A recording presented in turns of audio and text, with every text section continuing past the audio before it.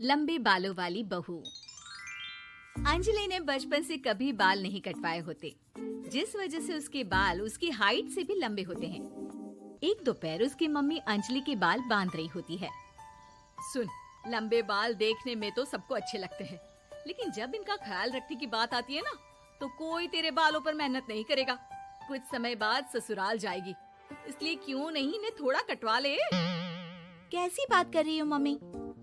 आप मेरे साथ मेरे बालों पर मेहनत तो करती ही हो, और चाहे कुछ भी हो जाए, अब मैं अपने बाल नहीं कटवा सकती। और आपको वजह तो पता ही है। अपनी बेटी को इतना खुश देखकर उसकी मम्मी आगे कुछ नहीं बोलती। इसके कुछ महीनों बाद ही अंजलि की उत्कर्ष के साथ शादी हो जाती है। तुम्हारे बाल बहुत अच्छे हैं, मेहनत साफ दिखती है। मतलब तुम भी इन पर मेहनत करने के लिए तैयार हो? अरे मुझे क्या मेहनत करनी होगी? चलो जो भी हो बता देना, गुलाम हाजिर हो जाएगा मैडम। पति की बात सुन अंजलि हंस पड़ती है। दिन बीतने लगते हैं, सब कुछ अच्छा चल रहा होता है, लेकिन सिर्फ उसी दिन तक जब तक सिर धोने की बारी नहीं आती। और वो दिन आते ही अंजलि उत्कर्ष के पास जाती है। सुनिए ना, मैं अकेले हेयर वॉश नहीं कर सकती, प्लीज हेल्प कर दो। अरे यार, आज तो बहुत इम्पोर्टेंट मीटिंग है, जल्दी ऑफिस पहुंचना है। कल कर लेना, पक्का मदद कर दूंगा। सॉरी यार। उत्कर्ष वहाँ से चला जाता है, जिसके बाद अंजलि शैम्पू की बोतल लिए सास के पास जाकर उनसे मदद मांगती है। जहाँ अंजलि की बात सुन सास जोर जोर से हंसने लगती है। बावली हो गई है क्या? तेरे बाल धोऊंगी। जब अकेले संभाले नहीं जाते तो इतने लंबे बाल किए ही क्यों? ये कहकर सास भी वहाँ से चली जाती है।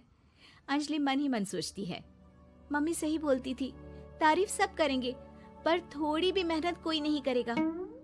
अब अंजलि खुद ही हेयर वॉश करने बाथरूम में चली जाती है।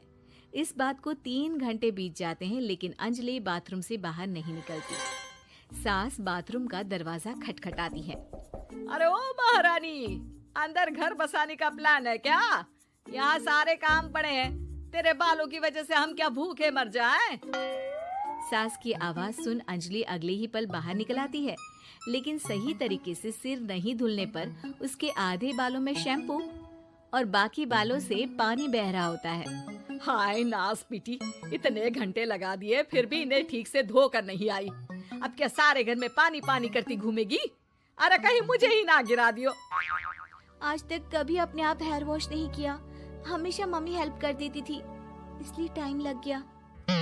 अंजलि और उसके बालों से टपक रहे पानी का हाल देख सास अपनी ही जान बचाने के लिए बहू को दोबारा बाथरूम में ले जाकर उसका अच्छी तरह हेयर वॉश कर बालों का पानी निकाल देती है। अब जल्दी काम पर लग जा, और मुझे दोबारा इस घर में तेरी जुल्फों का टंटा नहीं चाहिए। सास की बात मानकर अंजलि चुपचाप काम पर लग जाती है।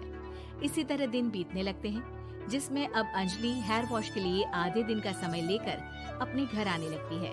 पर सास को इससे भी दिक्कत हो जाती है, जिसके चलते धीरे धीरे अंजलि के लिए अपने बालों का ख्याल रखना मुश्किल होने लगता है।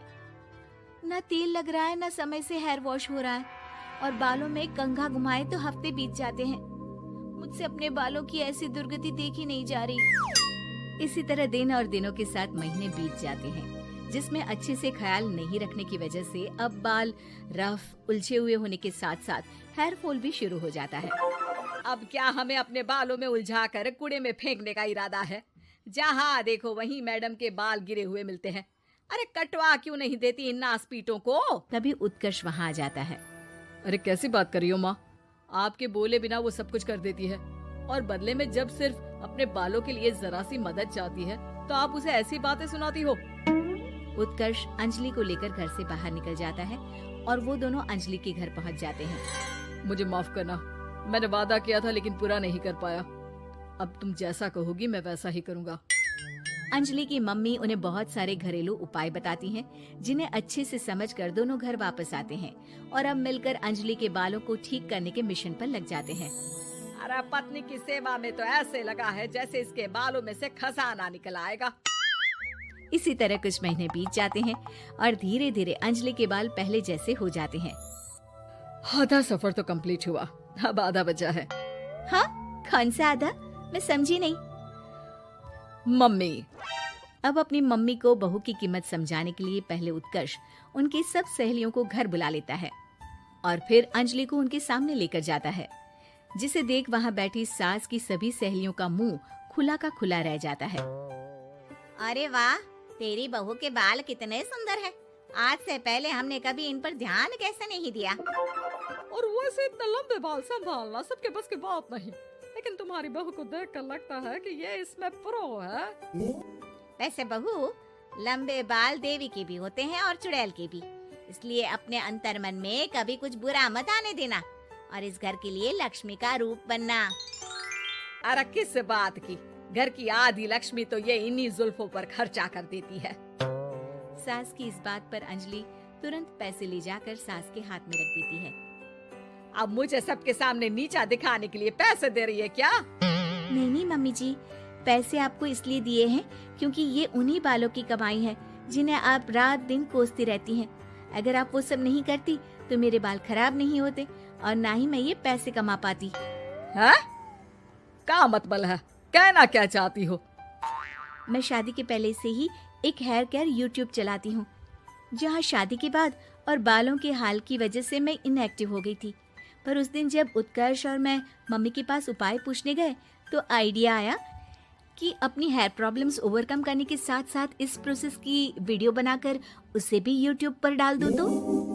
और अंजलि की इस आइडिया से वीडियो हिट हो गई, चैनल के सब्सक्राइबर भी बढ़े, साथ में व्यूज और पैसे भी मिले जो इसने आपको देने के लिए सोचा। बहू की बातें सुन सास को अपने बर्ताव पर पछतावा होता है और अब सास, बहू और पति सब मिलकर हेयर केयर और यूट्यूब चैनल पर काम करने लगते हैं।